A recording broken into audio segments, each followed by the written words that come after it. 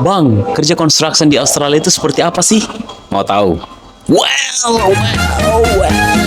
Kembali lagi dengan saya di Ebit Limu Channel yang gak pernah bosan-bosan menjelaskan tentang working holiday visa, sekolah, dan seputar Australia. Here we go. Oke guys, berbicara tentang kerja di Australia, banyak orang datang ke Australia itu cuma hanya fokus datang kerja farm work. Itu padahal construction itu salah satu pekerjaan atau bidang yang sangat dibutuhkan oleh pemerintah di Australia.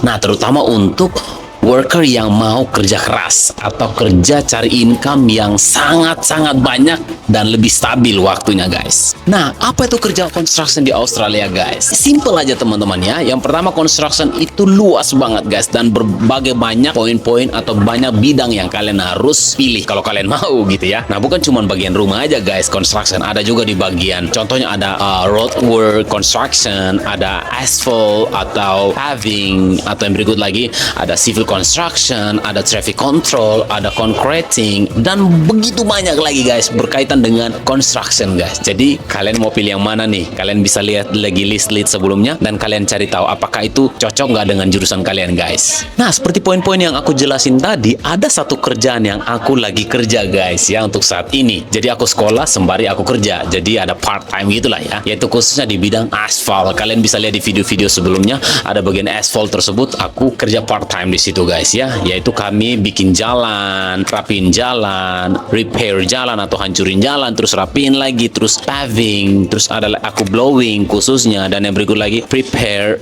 road surfacing, dan yang berikut lagi ada operating machine, ada spreading of asphalt, dan begitu banyak berbagai macam asphalt guys ya. Aku kerja di shift pagi dan shift malam. Sometimes kalau memang tergantung jobnya atau aku dapat site mana guys atau kerjaan mana aku dapat kayak gitu, karena kita nggak nentu, tetapi percaya deh jamnya sangat panjang karena untuk saat ini aku masih part time, jadi nggak terlalu panjang karena dibatasin waktu kami. Tetapi teman-teman aku yang udah full time yang casual mereka panjang, bahkan 10 sampai 12 jam guys. Jadi bayangin itu guys, udah $35 kalau casual, ditambah lagi $35 1 jam $60 guys. Nggak bengkok nggak tuh?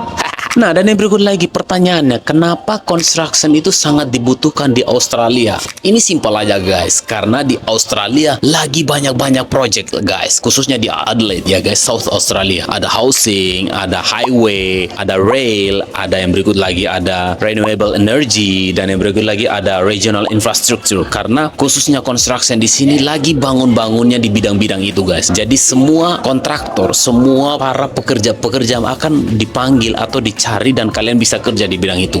Contoh, waktu lagi buka jalan dan terus di bawah jalan sebelum kita buat jalan, mereka harus pasang air atau ada jaluran air. Nah, mereka harus butuh orang untuk kerjain water. Jadi kerjasama lagi dengan SA Water, dan berikut lagi kerjasama lagi dengan pipe. Jadi ada kontraktor-kontraktor yang kerjasama gitu guys. Itu baru satu jalur atau satu kerjaan atau satu project, yaitu di bidang asphalt. Nah, ini yang pasti kalian tunggu-tunggu guys, yaitu tentang gaji guys, gaji construction. Dan ya aku nggak bisa banding-bandingkan dengan tempat-tempat lain ya. Aku mau fokusin memang bagian construction. Nah, kalau untuk bagian construction gajinya lebih stabil guys ya, biasanya lebih stabil, dan yang berikut lagi hourly rate-nya tuh lebih tinggi guys, dan yang berikut overtime-nya banyak, dan yang berikut lagi kadang ada weekend penalty. Jadi kita bisa dapat kalau misalnya jobnya lagi banyak atau projectnya lagi banyak, mereka akan kasih kalian kerja untuk hari Sabtu dan hari Minggu guys. Bayangin kalau hari Minggu udah ya taruhlah $45 per jam, itu untuk hari Minggu khususnya, dan terus ditambah lagi kalau malam biasanya itu setengah lipat guys. Bayangin itu guys, satu hari itu bisa dapat, satu jam itu bisa dapat $70 sampai $80 guys. Mahal kan guys? Nah, itu overtime atau penaltinya guys. Tetapi ya kerjanya berat, dan yang berikut lagi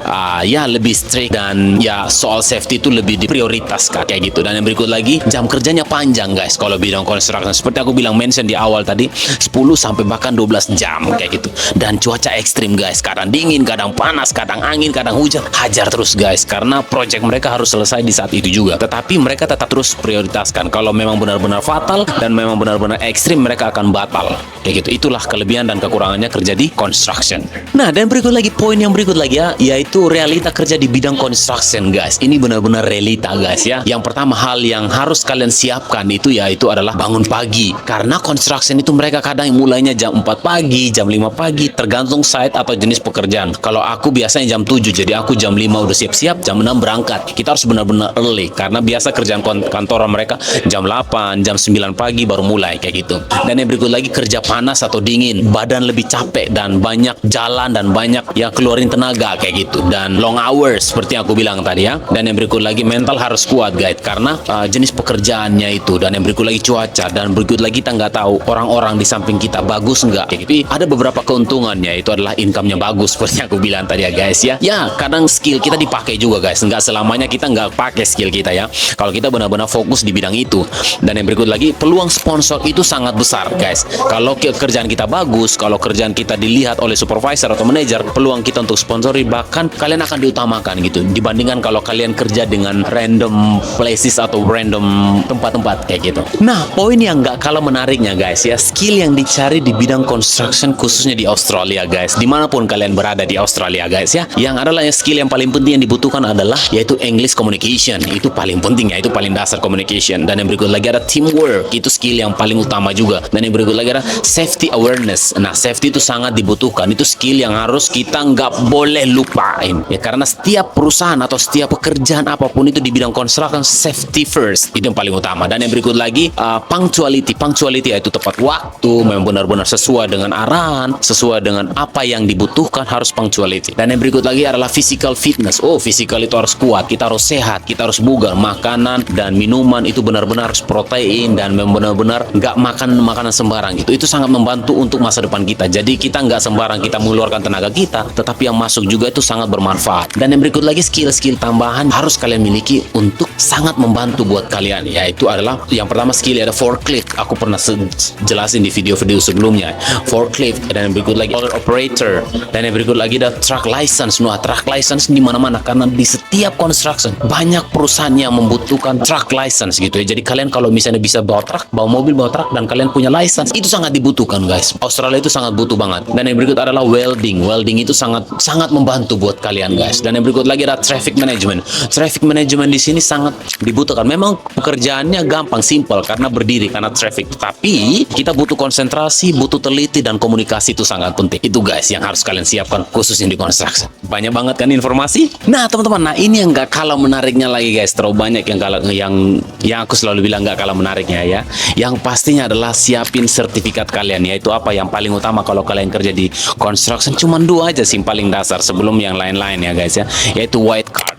White card itu sangat penting banget guys. Kenapa aku bilang sangat penting banget? Karena apa? Itu sangat dibutuhkan kalau kalian kerja di Australia, dimanapun kalian kerja construction, pasti white card akan diminta guys. Jadi kursusnya dia cuma 1 hari, kalian tinggal daftar online, kursus 1 hari, dan terus hari itu juga belajar, hari itu juga tes, dan hari itu juga langsung dapat, kalian lulus. Gampang kok, pasti lulus gitu guys. Karena cuma hanya belajar soal, dan terus kalian belajar safety, belajar dasar-dasar construction, dan belajar dasar-dasar tentang apa yang kalian lakukan nanti waktu di lapangan. Itu yang pertama. Dan yang kedua lagi driver license. Driver license itu paling penting banget guys, karena mobil itu paling penting. Kalau kalian sudah bisa bawa mobil, semua pasti kalian akan dipercayain untuk bawa apapun itu. Jadi itu paling gampang ya guys ya. Nah, dan yang berikut lagi peluang orang WHV di construction banyak banget. Aku belum pernah ketemu, cuma satu sih, tapi dia nggak fokusin gitu ya. Khususnya di Adelaide aku belum ketemu langsung kalau dia itu full time dari WHV sekarang construction dan dia belajar, atau itu aku belum ketemu. Jadi mungkin ada teman-teman yang lagi nonton, kalau kalian lagi bagian construction dari WHV, kalian bisa tulis di kolom komentar ya. Nah ini nih beberapa poin yang aku mau bisa bilang kepada kalian. Jadi bisa masuk nggak kalau kalian tanpa punya pengalaman? Nah itu aku bilang, aku juga nggak punya pengalaman di bidang construction khusus di Australia, aku bisa masuk gitu. Yang penting kita punya niat dan kita punya tujuan dan kita mau kerja dan kita mau berikan yang terbaik, pasti kalian akan diterima. Nah beberapa poin yang kalian bisa diterima yaitu pasti kalian akan di start dari labor, dan yang berikut lagi asphalt crew. Kalau aku nih asphalt crew, dan yang berikut lagi cleaning atau bagian side-side yang hal-hal yang kecil. Jadi itu paling basic atau paling hal-hal yang mendasar bagi kalian yang mau kerja yang nggak punya pengalaman, khususnya anak-anak WHV. Karena aku juga di bidang seperti itu. Jadi aku belajar, nanti aku bisa naik level lagi. Ya seperti kalau misalnya kalian sudah pernah bekerja di bagian keras, bagian fisik, pasti kalian juga nggak kaget dengan pekerjaan-pekerjaan kayak gitu karena udah terbiasa kayak gitu. So jadi itu poin-poin beberapa tadi yang aku sampaikan buat kalian. Jadi buat kalian teman-teman orang Indonesia atau teman-teman yang baru datang WHV atau teman-teman yang sudah ada di Australia yang menggunakan WHV atau setelah WHV student dan ambil construction, aku berharap harap ya kalian harus benar-benar mempersiapkan dan cari pengalaman, isi banyak portofolio kalian, dan yang berikut lagi resume kalian harus masukin semua apa-apa aja yang pengalaman yang sudah pernah kalian kerja. Kalau misalnya ada di bagian construction, masukin aja, itu sangat membantu dan sangat mendukung. Dan persiapkan juga sertifikat atau license kalian, itu sangat membantu untuk kalian bisa dipercayai oleh perusahaan tersebut. Mulailah dari casual, setelah casual atau laborer atau cleaning atau apapun itu, mulailah dari bawah, dari dasar. Setelah itu kalau kalian sudah bagus, kalian akan dipromosikan oleh supervisor atau teman kalian bisa naik level, yaitu full time atau kalau bisa disponsorin kayak gitu. Jadi gak ada cara kalau kita nggak semangat, nggak ada cara kalau kita memang benar-benar bekerja dengan niat, bekerja dengan tulus, bekerja dengan ikhlas, benar-benar bekerja untuk masa depan kita, pasti Tuhan akan bukakan jalan buat kalian. So pesan untuk kalian teman-teman ya, khususnya yang lagi nonton ya guys ya, untuk anak-anak siapapun lah kayak gitu. Jadi WHV itu tuh bukan cuman hanya jalan-jalan atau apa ya, cuman cari tahu luar negeri itu seperti apa, Australia itu seperti apa. Nah kalau kamu bisa survive, kamu bisa berkembang di Australia, kamu bisa menajamkan skill kalian, kalian bisa mengembangkan skill kalian dan benar-benar nyata, ya itu sangat membantu buat kalian guys. Jadi construction adalah salah satu bidang yang menurut aku apa ya, pekerjaan yang bisa menjamin akan masa depan kita. Kalau aku nggak bilang yang lain tuh nggak, tetapi menurut aku ya, pengalaman aku, karena peluang paling besar adalah jam, ya gaji dan segala macam, dan ya kita bisa ketemu langsung dengan orang Australia, itu ada hal-hal positifnya seperti itu. Oke teman-teman ya, mungkin itu aja dari aku, semoga bermanfaat ya guys ya. Kalau video ini bermanfaat, jangan lupa share, like, and subscribe guys. See you next video guys, bye bye.